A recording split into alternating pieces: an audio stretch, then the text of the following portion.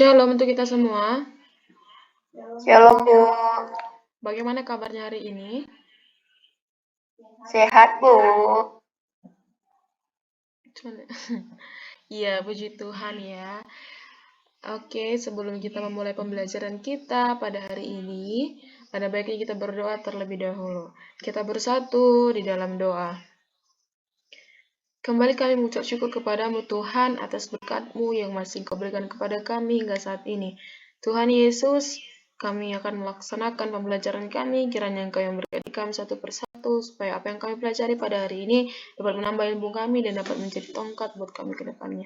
Ini doa kami Tuhan, dalam nama Yesus kami berdoa. Amin. Ya, ada yang ingat gak di sini materi kita di minggu lalu itu apa? Nggak ingat Bu, lupa.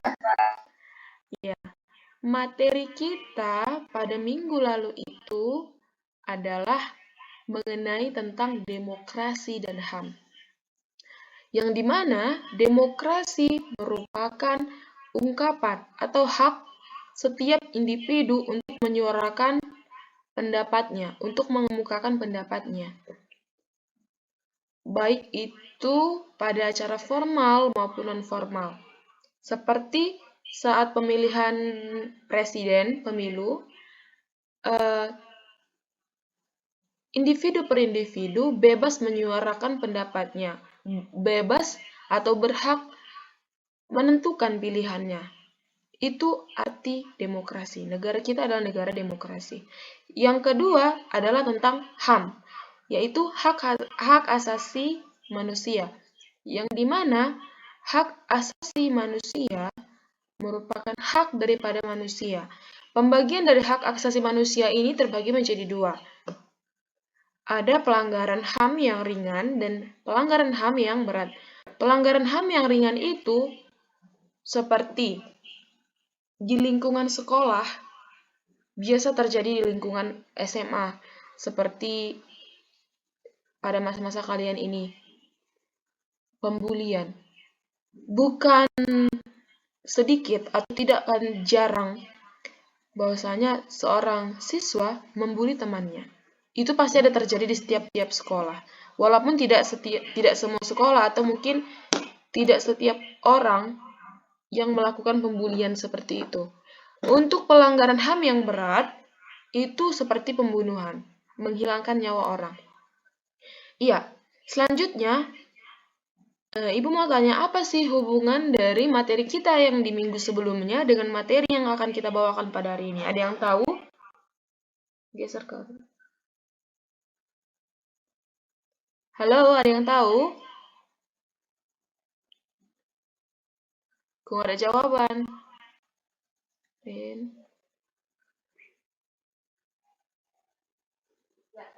Nggak tahu Bu. Tidak tahu Bu. Ya, tidak tahu ya. Iya. Perhatikan ke slide, akan Ibu jelaskan. Pengertian multikulturalisme. Multikulturalisme berasal dari kata multi atau plural dan kultural tentang budaya. Multikulturalisme adalah sebuah ideologi yang mengakui dan mengagumkan perbedaan. Perbedaan yang dimaksud di sini adalah perbedaan orang per orang atau perbedaan budaya, seperti perbedaan nilai-nilai, sistem, budaya, kebiasaan, dan politik. Seperti kalian yang ada di kelas ini. Mulai dari Rina, Nidar, itu pasti memiliki perbedaannya masing-masing, baik dari suku, budaya, ras, kebiasaan, nilai-nilai, dan lain-lainnya. Hubungannya dengan materi kita yang di minggu sebelumnya, yaitu demokrasi itu kan hak untuk menyuarakan pendapat individu. So, pasti suara ibu atau pendapat ibu dengan pendapat Nidar itu pasti berbeda. Ya kan, pasti berbeda, nggak mungkin sama dong. Misalnya, kita pemilihan presiden. Nidar milih Jokowi, ibu mirip Prabowo. Udah jelas beda, kan? Dari perbedaan itu, kita dituntut untuk saling menghargai. Walaupun pendapat atau pilihan ibu berbeda dengan Agus Nidar, ya kita tidak boleh mengasingkan. Kita tetap satu di dalam Tuhan. Seperti itu. Sama seperti materi kita pada hari ini. Multikulturalisme. Berbeda-beda. Seperti arti dari Bhinneka Tunggal Ika, berbeda-beda tetapi tetap satu juga. Iya, selanjutnya.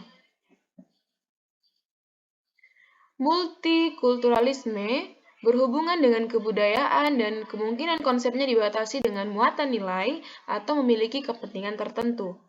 Multikulturalisme ini pada dasarnya adalah pandangan dunia yang kemudian diterjemahkan dalam berbagai kebijakan kebudayaan yang menekankan penerimaan terhadap realitas keagamaan, pluralitas, dan multikultural yang terdapat di dalam kehidupan masyarakat. Multikultur di zaman Perjanjian Lama. Perjanjian Lama mencatat perbedaan budaya yang dipengaruhi agama karena ada hubungan erat antara agama dan budaya. Relasi itu tampak dalam hubungan antara bangsa Israel dengan bangsa-bangsa Kanaan di sekitarnya yang menimbulkan berbagai pengaruh. Bangsa Israel berhadapan dengan kemajemukan budaya bangsa di sekitarnya. Namun, ketika bangsa Israel bersosialisasi dengan bangsa di sekelilingnya, mereka tidak selektif. Efeknya, budaya-budaya bangsa di sekitarnya yang negatif membawa bangsa Israel pada penyembahan berhala. Iya, multikultur di zaman Perjanjian Lama yaitu terjadi di bangsa Israel, yang dimana bangsa Israel ini bersosialisasi dengan bangsa di sekelilingnya. Tetapi ketika mereka bersosialisasi, mereka tidak selektif, sehingga budaya-budaya negatif atau kebiasaan negatif di bangsa tersebut membawa bangsa Israel itu kepada penyembahan berhala. Seperti itu. Yang selanjutnya, multikulturalisme di zaman Perjanjian Baru. Budaya bangsa Israel di zaman Perjanjian Baru dipengaruhi oleh warna-warni budaya dari beberapa bangsa yang pernah menjajah Israel, seperti Persia, Yunani, dan Romawi. Secara khusus, saat itu bangsa Israel yang tersebar di luar Yerusalem sebagai pusat aktivitas rohani membawa mereka pada konsep eksklusivisme sebagai umat pilihan Allah. Pada zaman Tuhan Yesus, Dia membawa pemikiran baru tentang pentingnya inklusivisme. Yesus tidak menutup diri dari kemajemukan budaya. Yesus tidak memandang latar belakang budaya, suku, maupun ras. Ia berkenan menerima semua orang dalam pergaulan multikultural. Ketika orang perempuan Kanaan hendak meminta tolong, yang terdapat di dalam Matius 15 ayat 21-28, dan seorang perwira Roma meminta kesembuhan, yang terdapat dalam Lukas 7 ayat 1-10. Di situ Yesus menjawab kebutuhan mereka dan menolong mereka. Ini menyatakan Yesus sendiri menghargai keberagaman dan perbedaan budaya. Di zaman Perjanjian Baru, Yesus menunjukkan bahwa Dia tidak membeda-bedakan satu dengan yang lainnya. Dia juga tidak menutup diri dari kemajemukan kebudayaan. Dia tidak memandang latar belakang budaya, suku, maupun ras yang berbeda-beda. Ia menerima semua orang dalam pergaulannya yang multikultural. Jadi, untuk anak-anak ibu yang ada di kelas ini, Tuhan mengajarkan kita untuk tidak membeda-bedakan satu dengan yang lainnya. Walaupun kita berbeda-beda, kita tidak boleh mengasingkan diri dengan orang yang berbeda dengan kita. Kita tetap satu di dalam Tuhan. Seperti Tuhan yang sudah berkata, ketika seorang perempuan Kanaan hendak meminta tolong kepadanya, dan seorang perwira Roma meminta kesembuhan daripadanya. Yesus menjawab kebutuhan mereka. Dia menolong. Dia tidak membeda-bedakan, oh ini saudaraku harus kutolong. Enggak. Dia menolong setiap orang yang datang padanya. Dan dia menghargai keberagaman dan perbedaan budaya. Seperti itu. Yang selanjutnya, gereja dan multikulturalisme. Multikultur bukanlah sesuatu yang asing bagi gereja-gereja di Asia pada umumnya dan gereja-gereja di Indonesia. Keberagaman suku, bangsa, budaya, adat istiadat, serta berbagai kebiasaan telah turut mewarnai perjalanan gereja di Asia dan Indonesia. Menurut pakar sosiologi, tidak ada wilayah yang amat beragam seperti di Asia. Masyarakat Asia adalah masyarakat yang multikultur. Selanjutnya, beberapa tantangan yang dihadapi gereja dalam mewujudkan multikulturalisme. Yang pertama, di kalangan gereja tertentu, warisan kolonial yang bersifat anti budaya lokal masih mempengaruhi gereja dalam mewujudkan multikulturalisme. Oleh karena itu, dibutuhkan waktu dan pencerahan untuk mengubah pola pikir gereja-gereja seperti itu. Yang kedua, berbagai prasangka terhadap orang-orang dari kalangan suku, budaya, dan daerah tertentu. Contoh, di dalam sebuah gereja, pasti memiliki perbedaan suku, misalnya kayak ibu suku Simalungun. Di jemaat yang lain ada suku Batak Toba. Seperti seorang wanita yang dibawa oleh laki-laki, tinggal di sebuah jemaat. So pasti kalau perempuan itu sukunya Batak Toba dan suaminya Simalungun, pasti dia mengikutkan suaminya. Nah, seperti itu. Mungkin dari beberapa orang yang sukunya berbeda dengan ibu memiliki prasangka terhadap prasangka buruk. Oh, kalau suku ini kayaknya terlalu banyak mistisnya. Gak mau lah aku dekat-dekat sama dia. Kayaknya terlalu bahaya.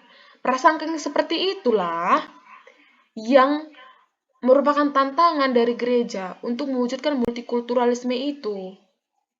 Jadi gereja susah membentuk jemaatnya untuk mewujudkan multikulturalisme itu karena masih ada pemikiran seperti itu. Selanjutnya, ada beberapa nilai-nilai yang dipahami oleh para siswa dari multikulturalisme ini. Yang pertama, toleransi. Saling menghargai, menghormati budaya dan agama, kebersamaan, persatuan, kerjasama, dan nilai-nilai. Iya, jadi untuk anak-anak ibu seluruhnya, melalui pembelajaran ini, kita semua diajarkan tidak membeda-bedakan satu dengan yang lainnya. Kita semua sama di hadapan Tuhan. Jadi jangan ada yang membedakan, oh aku lebih mampu dari dia, oh dia di bawah aku. Oh nggak bisa seperti itu. Kita semua sama di hadapan Tuhan. Tidak ada yang berbeda-beda. Ya nak, nggak boleh dibeda-bedakan ya. Semua kita keluarga, saudara kita semua di sini. Iya, untuk tugas kalian di minggu selanjutnya, catat ya. Carilah cara untuk dapat membentuk atau mewujudkan multikulturalisme tersebut dalam gereja. Minggu depan diserahkan kepada ketua kelas dan dikumpulkan ke meja ibu. Iya, sebelum kita menutup pembelajaran kita satukan hati kita bersatu di dalam doa. Terima kasih Tuhan Yesus untuk berkat-Mu pada hari ini. Kami telah melaksanakan pembelajaran. Kiranya Engkau memberkati kami satu persatu, supaya apa yang telah kami pelajari dapat menjadi pedoman kami.